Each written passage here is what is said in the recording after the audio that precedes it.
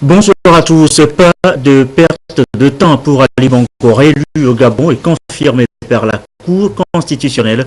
Le président Ali Bongo entame donc un second mandat. Il a prêté serment ce matin à Libreville.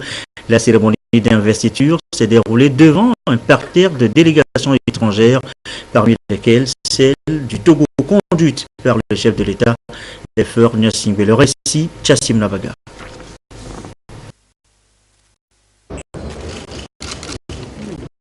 C'est la Cour constitutionnelle réunie en audience solennelle qui a investi le président réélu du Gabon, Ali Bongo Ondimba, devant le peuple gabonais et plusieurs chefs d'État et de gouvernement, au nombre desquels le président de la République, Faure Gnassingbé. Le président Ali Bongo a juré de consacrer toutes ses forces pour servir loyalement le peuple, de remplir consciencieusement ses devoirs de chef d'État.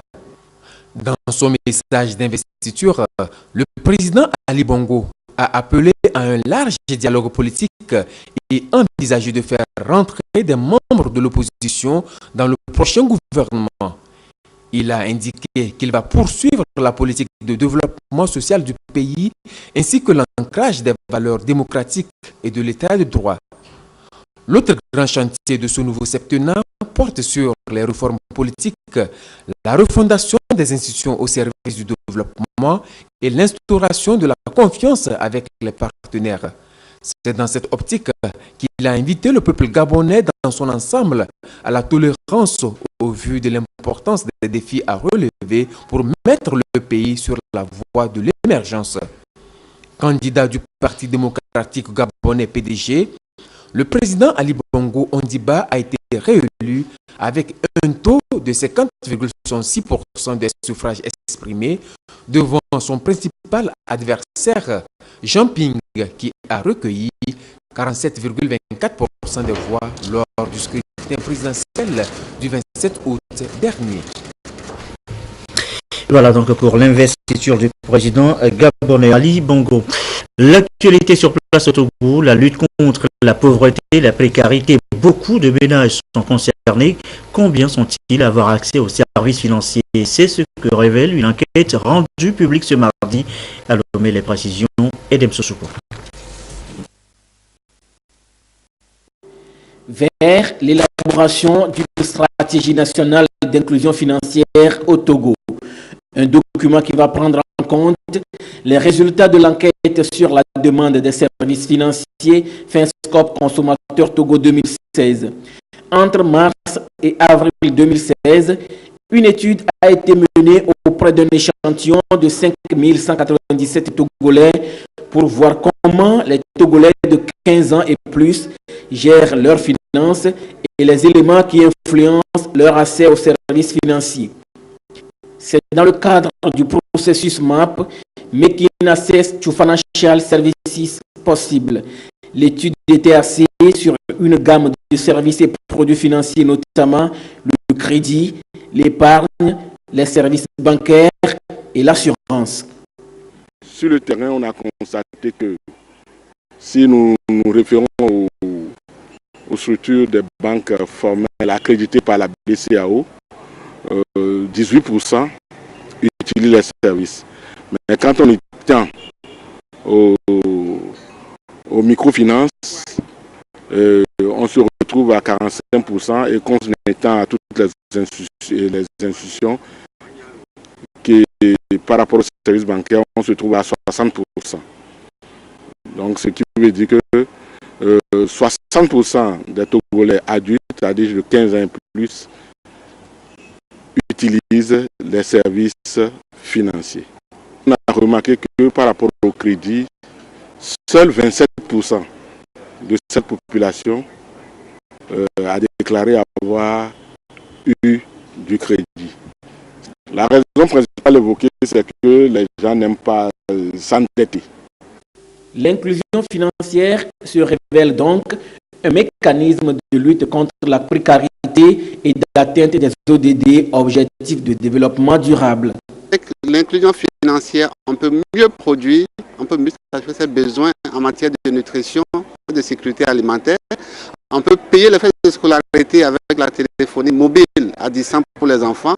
On peut payer les frais de santé avec la téléphonie mobile à distance aussi. Donc l'inclusion financière contribue énormément à l'atteinte des autres, notamment les questions de faim, les questions d'éducation, les questions d'accès aux énergies, la question de bien-être de manière générale. L'Union européenne soutient fortement cette enquête qui va permettre d'offrir un meilleur cadre de vie aux populations vulnérables, notamment les jeunes et les femmes. Le choix du MAP, de cet instrument, de ce diagnostic qui est performant et qui est très réaliste, très professionnel, très technique, nous semblait aussi une très bonne idée. Parce que nous étions convaincus que ça allait nous fournir des informations très valables qui vraiment reflétaient la réalité. Et pour le gouvernement, c'est la volonté manifeste de soutenir davantage et mieux les populations actives économiquement faibles. Le besoin d'insuffler une impulsion forte à la dynamique enclenchée et d'apporter une réponse plus complète, une réponse plus globale, une réponse institutionnelle à la problématique de l'exclusion. Ce besoin a conduit à la création du Fonds national de la finance inclusive, le FNFI, qui a été lancé en janvier 2014 par le président de la République. Ce fonds, qui relève d'une forte volonté politique affichée par le gouvernement togolais, devra nous permettre de faire un bond qualitatif dans le processus de développement, d'un développement plus inclusif et durable. Et il a ainsi mis en place, par l'intermédiaire des institutions de microfinance, des produits financiers au profit des populations ciblées, c'est-à-dire les pauvres, les plus pauvres, les femmes, les jeunes. Après 2 ans et demi d'activité, le FNFI a déjà permis à plus de 700 000 personnes de démarrer une activité génératrice de revenus dans différents domaines que sont l'agriculture, l'artisanat, le petit commerce, etc. Et aujourd'hui, le constat est clair. Des milliers de Togolais, de Togolaises sont devenus autonomes économiquement et participent activement à la croissance de notre pays. Près de 150 millions de francs CFA ont été mobilisés pour la réalisation de l'enquête. Les résultats de l'étude vont orienter les interventions du gouvernement en matière d'inclusion financière vers les secteurs d'activité en besoin de desserte. Ceci afin que l'accès pour tous aux services financiers soit effectif au Togo. La justice, l'approche budget programme, une séance de formation s'est ouverte sur le sujet à Lomé depuis ce matin. L'approche budget programme, Charlotte Moussimé pour nous en dire un peu plus. Les acteurs de la justice se forment sur l'élaboration du budget programme. À la différence du budget moyen qui consiste à déterminer les activités à réaliser en fonction des moyens financiers disponibles, le budget programme donne l'opportunité aux acteurs d'un secteur d'élaborer les tâches à accomplir, d'identifier les objectifs afin d'être financés. Le budget moyen se définissait pour une année. Par exemple, vous faites le budget de 2017, vous n'avez pas une vue bien précise sur ce que 2018-2019 sera. Dans le cadre du budget programme, on a ce qu'on appelle la pluriannualité. On a une vue sur 3 ans, par exemple. Donc, ça permet d'avoir une visibilité beaucoup plus grande, de faire une articulation beaucoup plus cohérente entre ce qu'on réalise en 2017, ce qu'on va réaliser en 2018, ce qu'on va réaliser en 2019. Le budget en cours devra permettre au ministère de la Justice de réaliser les 3 prochaines années 2017-2019 les 4 principaux programmes retenus et d'atteindre leurs objectifs. Il y a d'abord le pilotage et le soutien du ministère de la Justice. Et ensuite, il y a l'administration et la gestion du système judiciaire. Il y a également l'accès au droit et à la justice. Et le 4e programme maintenant, c'est l'administration pénitentiaire. Il s'agit d'améliorer la gouvernance et le pilotage du système judiciaire, d'améliorer le fonctionnement des juridictions et de faciliter l'accès des citoyens aux droits et aux organes judiciaires. La présente session s'inscrit dans le plan du travail du programme d'appui au secteur de la justice, un programme de 3 ans à travers lequel l'Union européenne soutient le gouvernement togolais dans ses efforts de consolidation de l'état de droit. Charlotte Moussime, aujourd'hui s'est ouverte également à Lomé la semaine du jeune avocat. L'initiative est de l'Union des jeunes avocats du Togo. Ils entendent jouer pleinement leur rôle dans le processus de modernisation de la justice togolaise. Et pour eux, l'efficacité des chambres commerciales est un défi à relever. Ramdan Bassine. Les débats au cours de cette édition de la semaine des jeunes avocats portent sur les affaires commerciales, les réalités des chambres commerciales et les goulots d'étranglement à la rapidité de la justice commerciale. Il s'agira d'œuvrer aux côtés des magistrats et des greffiers pour le rayonnement des chambres commerciales. L'avocat joue un rôle central dès la naissance du litige jusqu'à l'exécution des décisions. Ceci étant, l'avocat doit être au centre de toutes les préoccupations. Donc, il s'agit essentiellement de nous réunir pour réfléchir sur les difficultés qui se dressent devant nous dans le fonctionnement des champs commerciaux. L'engagement du jeune avocat, c'est de tout faire pour faire avancer la justice togolaise. Créée depuis 1986, l'Union des jeunes avocats du Togo entend apporter sa contribution dans le processus de modernisation de la justice togolaise. Pour l'année 2016, elle a élaboré un vaste programme qui comprend l'organisation des consultations et des plaidoyers gratuits en faveur des détenus démunis et des caravanes de défense des droits de l'homme sur toute l'étendue du territoire national. Elle n'arrête pas de goûter, pas un seul jour depuis quelques jours maintenant où il ne pleut pas, des pluies diluviennes qui causent des inondations et autres dégâts ici et là. Le cas est bien connu au Togo. Comment gérer donc ces inondations, ces catastrophes en termes de dommages, pertes et besoins?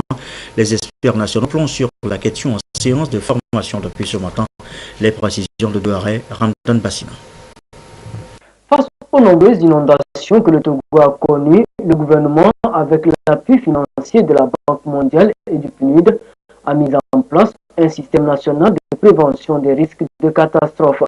En 2010, des noyaux d'experts nationaux ont été formés sur toute l'étendue du territoire national pour évaluer les dommages, pertes, besoins de relèvement et de reconstruction post-catastrophe. 5 ans après, les experts nationaux se remettent à niveau. Dans la mise en œuvre de ce projet de gestion intégrée des catastrophes des terres, il était planifié que ce noyau qui avait été formé en 2010 soit quand même actualisé et voir, sinon remettre sur pied cette équipe et permettre de continuer cet exercice en cas de besoin. La réduction des risques de catastrophe demeure une priorité pour le gouvernement togolais. C'est pourquoi, avec ses partenaires techniques et financiers, il a été mis en place le projet de gestion intégrée des catastrophes et des terres PGICT pour renforcer la résilience des communautés, notamment dans plusieurs domaines. Cette formation qui cible les acteurs sectoriels et multisectoriels et qui permettra justement de couvrir les besoins de relèvement concernant les infrastructures, les habitats ou les logements, les coûts financiers de réparation, l'agriculture et les services sociaux. La gestion des catastrophes et la prise en charge des couches vulnérables nécessitent des actions concertées de tous. C'est pourquoi le ministère de l'Action sociale entend s'impliquer davantage dans ce processus pour des plans et stratégies de riposte efficaces. Notre département se propose de mettre en œuvre très prochainement le projet intégré de renforcement de la résilience des communautés victimes des catastrophes naturelles. Ce projet aura l'avantage d'impliquer plusieurs secteurs ainsi que les bénéficiaires eux-mêmes à toutes les étapes de sa réalisation. Les experts nationaux vont faire un aperçu de réduction des risques de catastrophes en général et ceux liés aux inondations en particulier. Ils vont tenir compte des spécificités de risques potentiels survenus au Togo afin d'accroître la maîtrise d'adaptation des principes d'évaluation post-catastrophe. Autre sujet évoqué maintenant, la rentrée scolaire, elle se prépare. C'est le 17 octobre prochain, c'est un rappel. Akara, inspecteur, conseiller pédagogique, directeurs centraux de l'éducation se concertent à l'ordre du jour de cette conférence les problèmes du système éducatif togolais. Akara, Nestor Moujoué, notre bureau sur place. L'esprit de dialogue et de concertation qui a prévalu auprès des différents acteurs du système éducatif a permis une année scolaire 2015-2016 paisible. Le climat de quiétude qui a régné doit être renforcé. C'est la préoccupation du gouvernement. Pour préparer la rentrée prochaine, il est envisagé une série d'activités à l'instar de cette conférence. Une rencontre de 3 jours qui concerne les inspecteurs, les conseillers pédagogiques, les directeurs régionaux et centraux et d'autres acteurs de l'éducation et dont les travaux sont présidés par le ministre. Le pilotage pédagogique de l'inspection, la gestion administrative et financière du système éducatif, l'organisation des examens scolaires sont les thématiques qui seront abordées. Il s'agit en effet, dans le souci de consolider la quiétude et la sérénité retrouvée, d'évaluer les actions menées au cours de l'année écoulée, d'échanger sur les défis qui minent encore notre système éducatif, d'harmoniser les stratégies. À cet égard, les instructions contenues dans la circulaire portant orientation de l'année scolaire 2015-2016 sont toujours d'actualité et doivent être révisitées à la lumière des grandes ambitions dévolues à notre secteur. Au premier rang de ces ambitions, nous avions inscrit la poursuite des réformes engagées au préscolaire et au primaire, ainsi que l'accélération de la réforme des collèges, en vue de mieux rentabiliser notre système éducatif et assurer à nos enfants un enseignement fondamental d'une durée de 10 ans. Cet enseignement, selon le ministre, doit être axé sur l'acquisition d'un socle commun de connaissances et de compétences, doublé de l'apprentissage du comportement civique et citoyen, ainsi que des valeurs démocratiques et patriotiques. L'élève doit être constamment éduqué à l'exercice de sa citoyenneté au sein de l'école et de la communauté, par la culture du respect de l'autre, de l'autorité et du bien public, la pratique de la courtoisie et de la liberté individuelle et collective.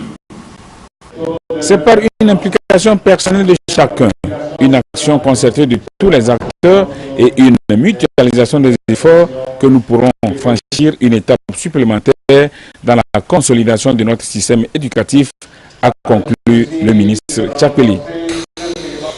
Et voilà donc pour cette conférence des inspecteurs sur l'éducation à Kara. Pendant ce temps, à l'amphi 1500 de l'Université de Lomé, cette séance d'information pour les nouveaux bacheliers, vous allez le voir, quelles sont les conditions d'accès aux différents parcours et les nouvelles modalités d'inscription. Les candidats ont été bien renseignés ce matin. Viviane Souvi, Antoine Thomas. À quelques semaines de la rentrée universitaire, les bacheliers de l'année académique 2015-2016 s'imprègnent des modalités et conditions d'accès aux différentes filières sur le campus. Cette séance d'information de la DAS, Direction des affaires académiques et de la scolarité, est destinée à orienter ces néo-bacheliers sur les choix académiques qui leur sont proposés. Après les informations qu'on nous a données, on peut choisir. Je compte faire la sociologie. C'est pour nous montrer quelle voie on doit suivre si jamais on venait sur le campus. Donc j'ai passé le concours en août et j'ai réussi. Donc je suis là actuellement, au CIC. Les réformes entreprises par l'université ont permis de mettre en place l'inscription en ligne il y a quelques années déjà. Un dispositif qui permet aux bacheliers de faire la préinscription via Internet. Cette préinscription leur permet d'être un peu déterminés sur le plan de l'orientation et donc leur permet ensuite, lorsqu'ils viennent sur le campus, de ne venir qu'une fois avec un dossier physique, de déposer ce dossier physique et au bout de quelques jours d'obtenir leur carte. C'est quelque chose qui désengorge en fait l'université de Lomé en termes d'inscription, mais qui permet aussi aux futurs étudiants, à l'étudiant déjà inscrit, de s'exercer au niveau des informatiques. Ils n'ont pas besoin d'être aidés réellement et surtout de ne pas payer pour être aidés. Il y a toute une organisation sur le campus, les délégués sont organisés, des étudiants seniors s'organisent pour aider les bacheliers. Donc je leur demande instamment de venir sur le campus, de s'approcher en fait des établissements, de regarder au niveau des délégués, de venir au niveau de la DAS et de ne pas croire ceux qui leur prennent de l'argent pour leur faire une inscription. Il faut qu'eux-mêmes sachent ce qu'ils vont faire et que les délégués, les étudiants qui sont déjà sur le campus puissent les aider. Cette année, nous sommes de nouveau au rendez-vous pour qu'ils puissent mieux comprendre la nouvelle dynamique dans laquelle ils vont entrer, mais aussi pouvoir s'inscrire selon leurs aptitudes. Les séances d'information se poursuivront dans les jours à venir dans la perspective de la rentrée universitaire prévue le 17 octobre prochain. Pensée, propriété intellectuelle pour mieux innover et entreprendre. Thème de discussion ce mardi entre les acteurs des PME, PMI, universitaires et instituts de recherche. L'Organisation mondiale de la propriété intellectuelle, initiatrice de la rencontre, entend montrer comment les innovations contribuent au développement de l'économie. Marceline Chakpala, Carmen Madjiaka. L'innovation se présente aujourd'hui comme un moyen de création de valeur ajoutée et de compétitivité pour les entreprises et le Togo mise justement sur la propriété intellectuelle pour développer son économie. Nous avons pensé qu'il serait bon d'unir justement les chercheurs et les petites et moyennes entreprises et petites et moyennes industries pour qu'elles comprennent l'intérêt qu'ils auraient à travailler ensemble pour justement permettre le développement de la recherche, mais au-delà du développement de la recherche au niveau du territoire togolais, mais pour répondre aux besoins du marché par une exploitation effective des résultats de la recherche au niveau du Togo. Pour mieux protéger la propriété intellectuelle, un ensemble de mesures a été mis en place au plan national depuis 2014. Le Togo est membre de l'Organisation africaine de la propriété intellectuelle et l'OAPI est l'Office national de propriété industrielle de l'ensemble de ses États membres. Donc, naturellement, les opérateurs économiques togolais ainsi que les chercheurs togolais peuvent protéger leur création, leurs actifs de propriété intellectuelle au Togo auprès de l'Institut national de la propriété intellectuelle du Togo, l'INPIT, qui est en fait la structure nationale de liaison de l'OAPI sur le territoire togolais. À l'issue de cette rencontre, PME-PMI, universités et instituts de recherche togolais devront être en mesure de créer un environnement propice à la production de nouvelles marques et de nouveaux modèles sur les marchés. Il est 20h23.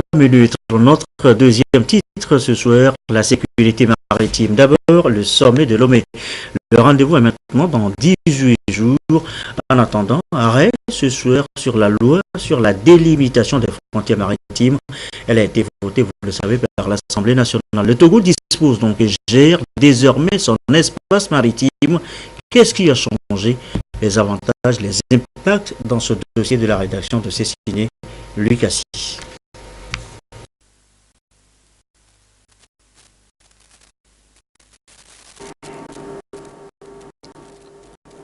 Plus de 80% des transactions commerciales passent par la mer, véritable source de richesse pour les États côtiers. Le Togo, qui a une ouverture sur la mer, est signataire de la Convention des Nations Unies sur la mer depuis 1985. Et ces dernières années, le Togo s'est véritablement engagé à renforcer l'action de l'État en mer à travers plusieurs initiatives. La dernière en date, c'est l'adoption de la loi relative à la délimitation des frontières maritimes et la création d'une zone économique exclusive.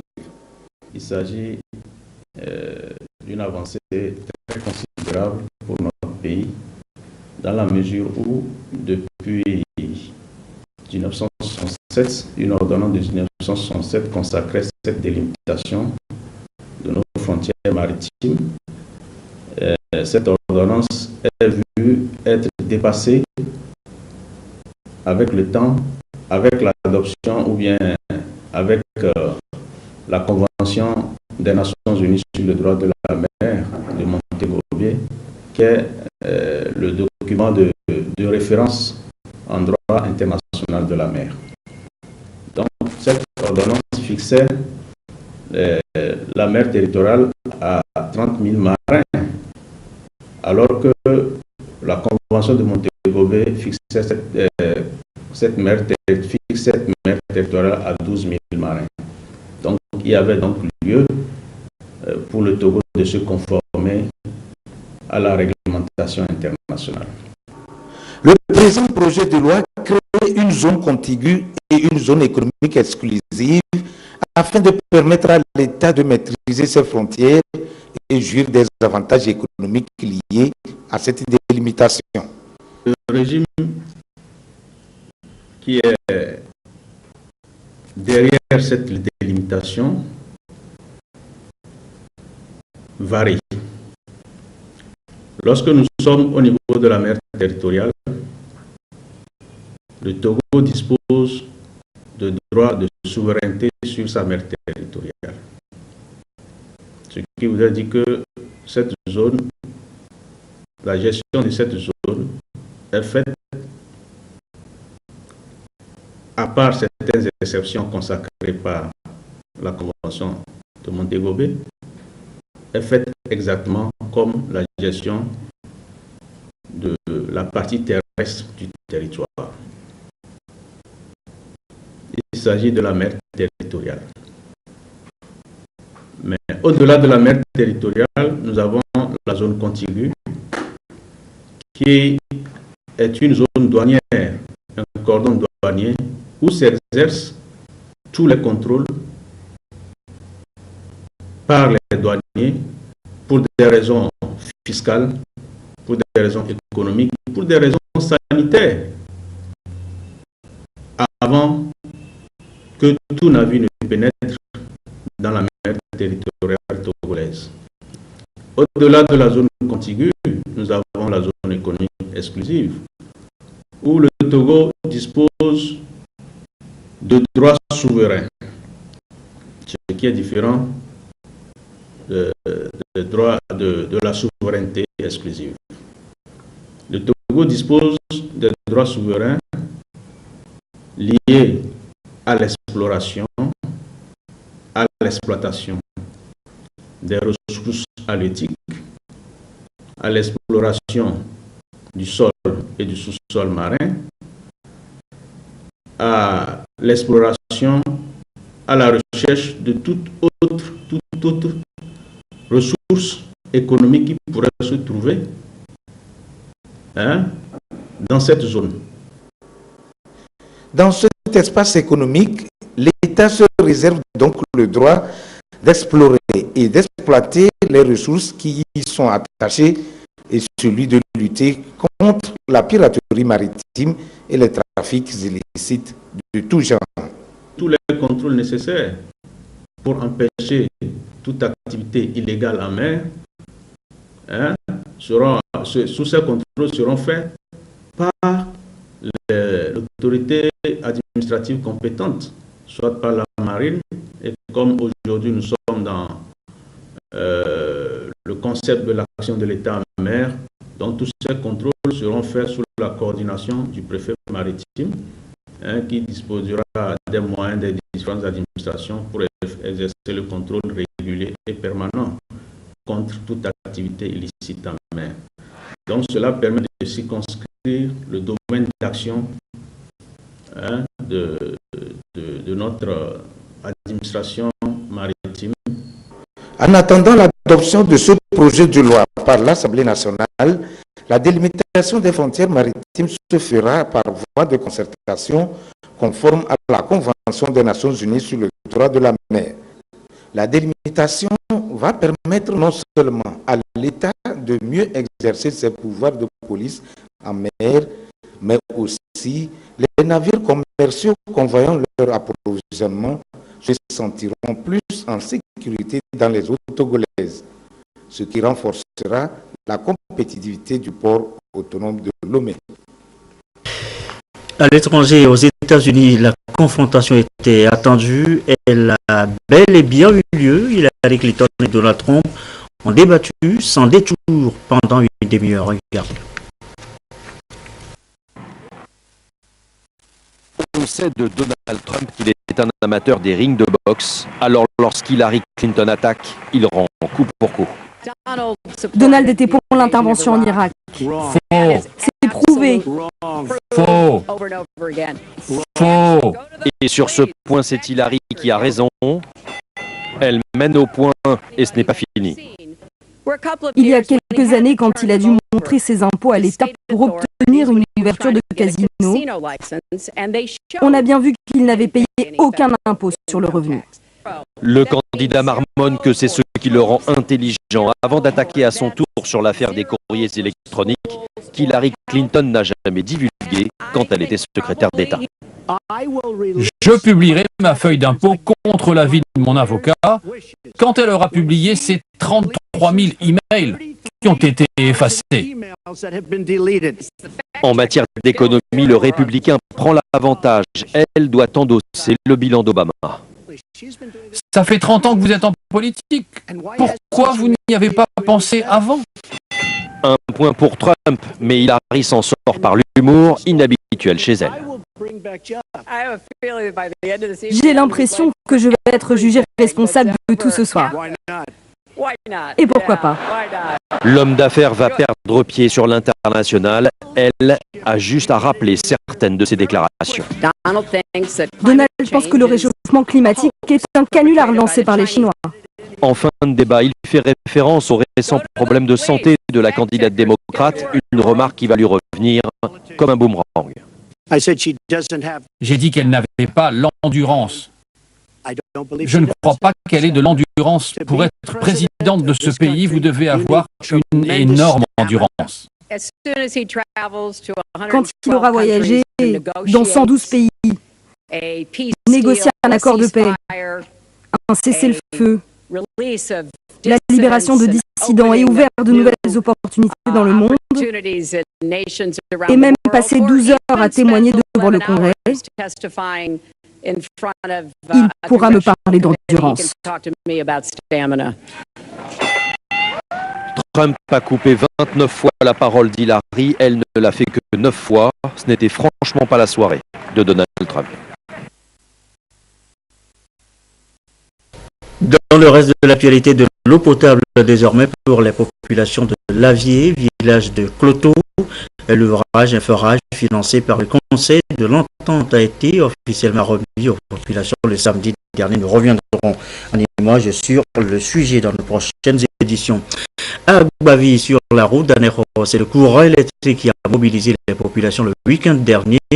Les branchements illicites, la zone vie, le phénomène trop stop, c'est dangereux, semble leur dire la société qui promet l'extension de son réseau sur place. Christine Pétcheki-Aloudé. Il est situé à 28 km à l'est de Lomé. Ici, les branchements anarchiques communément appelés araignées sont constatés dans presque tous les coins. La compagnie d'énergie électrique du Togo veut mettre fin à ce système qui constitue un véritable danger public et faciliter l'accès à l'énergie électrique de façon légale. Les extensions sont déjà faites et d'ici les jours à venir, les besoins en électricité seront satisfaits. Une délégation de cette institution a fait le déplacement de cette localité et a entretenu la population sur le sujet. Elle est soutenue par l'association togolaise des consommateurs. Il y a quelques années, l'ATC n'a cessé de dénoncer cette pratique des toiles d'araignée. Parce que nous avions trouvé que c'est très dangereux, très dangereux pour la population.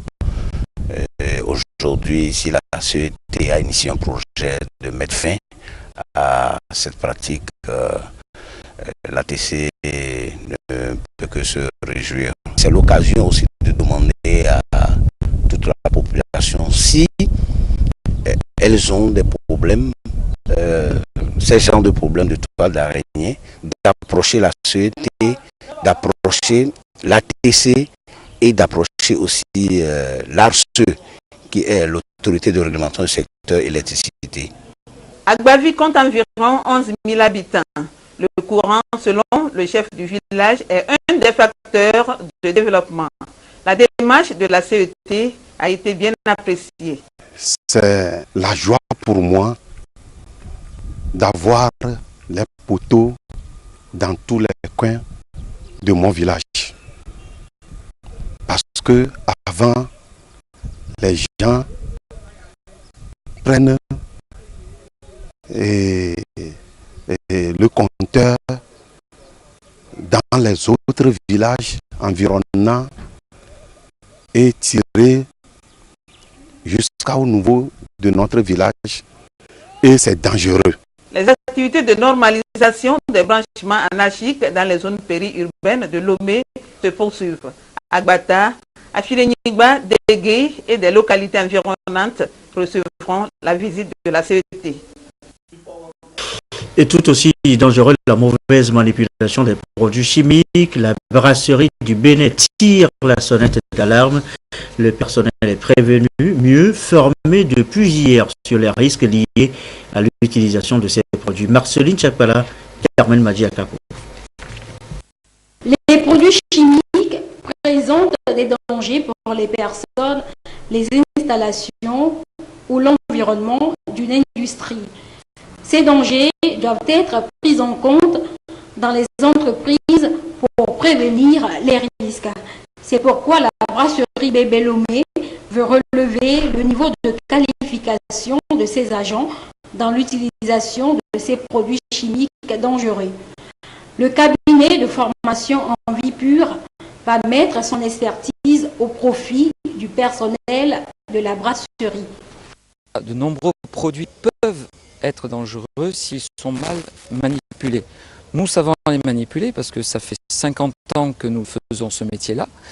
Toutefois, il faut progresser dans notre métier et c'est pour ça que nous commençons aujourd'hui, en 2016, une première formation, c'est un premier pas de comment apprendre à mieux gérer ces produits-là et l'environnement qui l'entoure aussi.